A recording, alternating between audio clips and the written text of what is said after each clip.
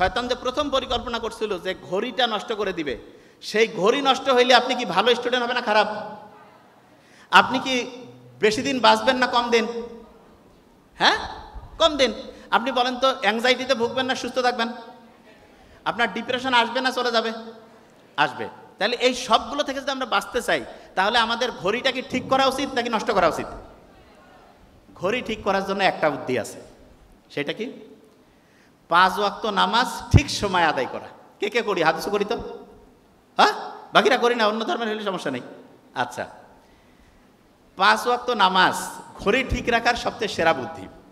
আচ্ছা, এবার আমাকে বলেন, আপনি যদি 5 ওয়াক্ত নামাজ পড়েন, তাহলে আপনার ঘড়ি যদি ঠিক হয়ে যায় ব্রেইনে, তাইলে আপনার পড়া বেশি মনে থাকবে না কম মনে থাকবে? হ্যাঁ, ডিপ্রেশন বাড়বে না কমবে? হ্যাঁ, অ্যাংজাইটি, ঘুম ভালো হবে না খারাপ হবে? ঘুম ভালো হবে। আচ্ছা, এবার শুনেন, এইখানে আপনারা যারা যারা আছেন, তারা জীবনে যেই কাজটাই করতে চান সেটাই করতে পারবেন। এইটুক জিনিস খালি লিখে ফেলেন, আমি যেটা বলি লিখে ফেলেন প্রত্যেকেই। সেটাকে আমি একটু বলি। দেখেন, যারা বিসিএস থেকে শুরু করে অন্য চাকরির পরীক্ষা দেবেন, তার জন্য সহজ কিছু ফর্মুলা বলে যাই, একদম সহজ। আপনার প্রত্যেক দিন 3 বেলা খান না? 3 বেলা। প্রত্যেক দিন যে 3 বেলা খাওয়া দাওয়া করেন, 3 বেলায় 3টা করে জিনিস পড়বেন। কীরকম 3টা জিনিস? প্রত্যেক বেলায় 3টা ভোকাবুলারি পড়বেন, লিখে ফেলেন। 3টা ভোকাবুলারি, সেটা সিনোনিম হোক অ্যান্টোনিম হোক। 3টা অ্যাপ্রোপ্রিয়েট প্রিপোজিশন করবেন, অ্যাপ্রোপ্রিয়েট প্রিপোজিশন 3টা। আর 3টা স্পেলিং করবেন, জাস্ট 3টা। ভোকাবুলারি 3টা, অ্যাপ্রোপ্রিয়েট প্রিপোজিশন 3টা, স্পেলিং 3টা। আপনি চাইলে, আপনি যদি মনে করেন খুব মাথাটা কম কাজ করতেছে, এক বেলায় শুধু ভোকাবুলারি 3টা পড়েন, আরেক বেলায় স্পেলিং 3টা পড়েন, আরেকবার অ্যাপ্রোপ্রিয়েট প্রিপোজিশন 3টা পড়েন। আচ্ছা, তার সাথে আরেকটা কাজ করবেন, সেটা কি? প্রত্যেক ওয়াক্ত যে নামাজ পড়তে যান, নামাজ পড়ার সময় 5টা করে, আপনি যেই লেভেলে পড়তে চান, সেটা বিসিএস হোক, ব্যাংকের চাকরি হোক, বিদেশের হোক, যেই রিলেটেড, সেই রিলেটেড প্রত্যেক নামাজের সাথে 5টা করে এমসিকিউ পড়বেন। কয়টা এমসিকিউ? 5টা। 5টা এমসিকিউ। এমসিকিউ মাল্টিপল চয়েস করছেন। ও, কথা বলায় শুনতে সমস্যা হচ্ছে। এমসিকিউ 5 ওয়াক্ত নামাজে যদি 5টা করে এমসিকিউ পড়ি, একদিনে কয়টা হবে? 25। এক মাসে? মাথা কাজ করতেছে না? 750। এক বছরে? খুব কঠিন হয়ে গেল হিসাবটা, প্রায় 9000 মনে হয়। কত হয়? 9000। 750 এক মাসে না? তাহলে 10 মাসে 7500, 9000। হ্যাঁ, তাহলে 9000। গ্রাজুয়েশন তো 4 বছর না? গ্রাজুয়েশন 4 বছর তো, 4 বছরে তাহলে 36,000 এমসিকিউ। কত হাজার? বিসিএস এর 10 নাম্বার বিসিএস থেকে যদি 48 নাম্বার বিসিএস পর্যন্ত যান, 34 পর্যন্ত বিসিএস এ 100 নাম্বার করে পরীক্ষা হয়েছে, তাহলে ওইখানে 2400।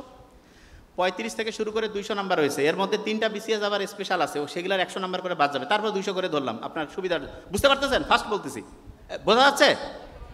আচ্ছা, তাহলে ওইখানে হলো 2400, আর 35তম বিসিএস থেকে এইখানে ধরেন যে 3000, তাহলে টোটাল 5500 এমসিকিউ আছে বিগত সময় বিসিএস এ আসছে। 5টা করে পড়লে আপনার হচ্ছে 36,000 এমসিকিউ। আমি তো পড়াইছি, আমি জানি যে কিভাবে কাজ করে। একটা স্টুডেন্ট যদি 25,000 এমসিকিউ মাথায় থাকে, তাহলে বিসিএস এ সে যেই ক্যাডারে চায় সেই ক্যাডারেরই সে প্রিলিমিনারি তো টিকবে। এই রিটেনের জন্য সহজ বুদ্ধি আছে, পিলিটা আগে বলে দিলাম।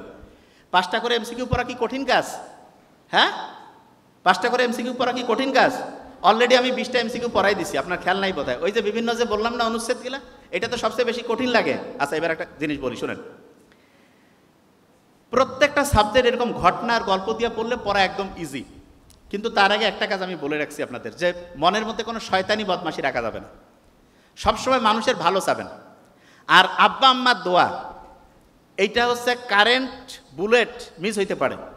বাপ মার দোয়ার কোনো মিস নেই। যে ভাই আপনি কী করছেন, আমি গ্যারান্টি দিয়ে বলতেছি মন থেকে। হ্যাঁ, আব্বা আম্মা সবার জন্যই দোয়া করে। কিন্তু ওই ঘটনা খেয়াল আছে তো, ছোট্ট বালক পানি নিয়ে দাঁড়ায় আছে, মা বলতেছে কি তুমি ঘুমাও নাই? বলছে যে মা আপনি তো পানি চাইছিলেন। তখন মায়ের মনে পড়লো যে ও মাঝরাতে ঘুম থেকে পানির জন্য বলছিল, ছেলে পানি নিয়ে আসছে, মা ঘুমাই গেছে। ছেলে মায়ের একদম শিওরের কাছে দাঁড়ায় ছিল, কেন যে হঠাৎ করে যদি আবার পানির কথা বলে তাহলে মা পানির জন্য কি করবে। ওই ছেলের এই ঘটনা মায়ের মনে এমন দাগ কাটলো। বায়েজিদ বোস্তামের এই ঘটনা আমরা ছোটবেলায় শুনছি। তা বায়েজিদ বোস্তামের এই ঘটনা যদি আমরা শুনি, বায়েজিদ বোস্তামি হওয়ার মতো কাজ কি আমরা করতেছি? বাপ মা আছে না? বাপ মার সাথে কথা কইলে মেজাজটা গরম হয়। কয় যে একটু কম বুঝে। হ্যাঁ, কম বুঝে, এটা ঠিক, তবে মন থেকে আপনাকে ভালোবাসে। শোনান, একটা জিনিস বলি, ব্রেইন যা বলে আর আপনার মন যা বলে, এই দুইটার মধ্যে সবসময় খেয়াল রাখবেন মনের শক্তিটা বেশি, ব্রেইনের না। আচ্ছা, আপনি যখন সেজদা করেন, সেজদা চিন্তা করেন তো, মাথাটা আপনার নিচে থাকে, মাথাটা আপনার নিচে থাকে না? আর আপনার এই যে হার্ট, আচ্ছা ওটা তো, আচ্ছা বিয়ের আংটি কোন হাতে পড়ে এটা জানেন? এই বাম হাতে যেই ফিঙ্গারে পড়ে না, সেইটা যদি আপনি টানতে থাকেন হার্টে গিয়ে মিলবে। কোথায় মিলবে? বিয়ের আংটি যে ডান হাতে পড়ে না, এটার কারণ হচ্ছে আমাদের হাতটা বাম দিকে, এই জন্য এই আঙ্গুলে পড়ায়। একটা ঘটনা বলি, এক রাজপুত্র খুব অসুস্থ, কোনো ট্রিটমেন্টে কাজ হচ্ছে না। খুব বিখ্যাত একজন মুসলিম বিজ্ঞানী ইবনে সিনাকে ডেকে আনছে, বলতেছে দেখেন তো কি হয়েছে। এসে ছেলেটাক দেখলো, কিছুক্ষণ দেখার পরে বলতেছে এই এলাকার সবচেয়ে সুন্দরী ভালো মেয়েটে যারা আছে তাদের নাম বলো। বলছে কি ব্যাপার, এক দিয়ে কি ট্রিটমেন্ট হবে? কয় আছে। তারপরে মাইক আনছে ওই সময়, এসে বলতেছে এই যুবক এদিকে আসো। ওই যে রাজপুত্র এসে তার হাত ধরছে, বলতেছে এক এক করে মেয়েগুলোর নাম বলতে থাকো। মেয়ের নাম বলতেছে ABCDY, যা বলুক। হঠাৎ করে একটা মেয়ের নাম বলতে এর এই যে হার্ট বিট আছে, বিট চেঞ্জ হয়ে গেছে। বলছে এইটা হচ্ছে ট্রিটমেন্ট। খুশি হয়ে গেছে সবাই যে এই ট্রিটমেন্ট লাগবে। তা যে জিনিসটা বলতেছিলাম সেটা হচ্ছে যে আমরা যখন সেজদা দেই, হার্টটা নিচে থাকে না, হার্টটা উপরে থাকে না, হার্ট। এই হার্ট সবসময় খেয়াল রাখবেন, মায়ের সাথে আপনার যে কানেকশন, এটা মাইন্ড দিয়া না। আমরা কই না আম্মা বুঝে না, আব্বা বুঝে না, কারণ কি? মাথা কাজে লাগায় না, ওরা মনটা কাজে লাগায়, বিলিভ মি। এই জন্য মা বাবা যেটা বলে অনেক সময় ভুল বলতে পারে, কিন্তু মাথায় রাখবেন আপনার সবচেয়ে ভালো চাইতো। এই জন্য তারা যেটা বলে এইটাই ঠিক, এবং এইটার সাথে কানেক্টিভিটিটা যদি আপনার ঠিক থাকে, আল্লাহ আপনার উপর খুশি হয়ে যাবে, দেখবেন জীবন একদম পাল্টে যাবে। তাহলে যে জায়গায় ছিলাম, শয়তানের ওই যে কমান্ডার ইন চিফ ঘড়ি নষ্ট করার জন্য যে বুদ্ধিগুলো দিছে, তার মধ্যে এক নাম্বার দিছে বেশি রাত জাগা। বেশি রাত জাগেন মানে আপনি শয়তানের ওই যে কমান্ডার ইন চিফের পক্ষে কাজ করতেছেন, বেশি রাত। 2 নাম্বার কি? সমালোচনা করা। মানসিক দেখলে 3 জন মিলিয়ে আরেকজনের সম্বন্ধে বললেন, ওই 3 জন যার পর ও যার সম্বন্ধে বললো তার সম্বন্ধে বলতেছেন, সবচেয়ে ফালতু মার্কা কাজ। 3 নাম্বার কি? অন্যের প্রতি ঘৃণা।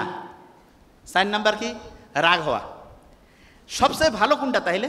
ভালো হচ্ছে মাপ করা। কি বলেন তো? আচ্ছা, তা আমি একদিন বলতেছিলাম ভাই মাপ করে দেওয়া লাগবে। তা বলছে স্যার আমার তো কারোর সাথে কোনো গ্যাঞ্জাম নাই, কাক মাপ করবো? শোনেন, প্রথম মাপ করতে হবে আপনার নিজেকে। কিভাবে? যে ভাই এতদিন টাইম লস করছি, জীবনে ভালো কিছু করি নাই, যত রকম নেগেটিভ জিনিস জীবনে হয়েছে সবগুলোর জন্য নিজেকে আগে মাপ করেন। তাহলে প্রথম মাপ করাটা কাকে? এই বলি না কেন, কাকে? নিজেকে। আরেকটা জিনিস, এখানে যতজন চশমা পরে আছেন না, আজ থেকে যদি 5-10 বছর আগে যাইতাম এতজন চশমা পরা ছিল না। আর আজ থেকে 20 বছর পরে প্রতি 2 জনে একজন চশমা পরা থাকবে। কেন জানেন?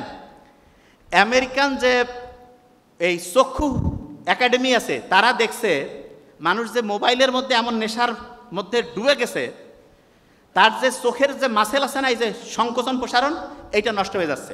এই কারণে আপনি দেখবেন যত দিন যাবে চশমা পরা প্লেয়ার তত বাড়বে। এবং আমাদের যে ছেলেমেয়ে ভবিষ্যতে যারা আসতেছে, এদের বাসায় যদি 4টা বাচ্চা থাকে 2টা চশমা লাগবে। তাই এটা থেকে বাঁচার বুদ্ধি কি? সূর্যের দিকে সকালে উঠে তাকাইতে হবে। সূর্যের দিকে সকালে উঠে তাকাবেন, মাঠে ঘাসে খালি পায়ে হাঁটবেন, দেখবেন অসাধারণ কিছু হবে। তা প্রত্যেক শিক্ষার্থীকে যেটা বলবো সেটা হচ্ছে যে বাড়িটাকে আমরা কি ইঁদুরের বাড়ি বানাবো নাকি একটা পার্ক বানাবো? পার্ক। যে কোনো পড়াকে একটা না 1 ঘন্টা পড়বো নাকি 10-15 মিনিট পরে রেস্ট নিব? যে কোনো পড়া মুখস্থ করবো না বুঝে পড়বো? রাগ হইলে কি ব্রেইনের জন্য ভালো না খারাপ? সমালোচনা করা ভালো না খারাপ? অন্যের প্রতি ঘৃণা রাখা ভালো না খারাপ? মাফ করে দেওয়া কি ভালো? ছোট্ট শিশুর যে খুব মনে থাকে, ওর কি কারো প্রতি কোনো ঘৃণা আছে, কোনো রাগ আছে, কোনো কারো প্রতি কোনো হচ্ছে যে ওই যে বিদ্বেষ আছে? এই জন্য ছোট্ট শিশুর মনেও থাকে বেশি।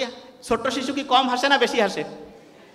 আমরা যত বড় হয়েছে হাসি কমতেছে, অন্য সবগুলো বাড়ছে, খারাপ জিনিসগুলো বাড়ছে, হাসি কমছে। ছোটবেলায় ছোট বাচ্চা দেখেন আপনি, মুহূর্তের মধ্যে হাসতেছে, কিছু না বুঝে হাসতেছে। এটা অসাধারণ বৈশিষ্ট্য।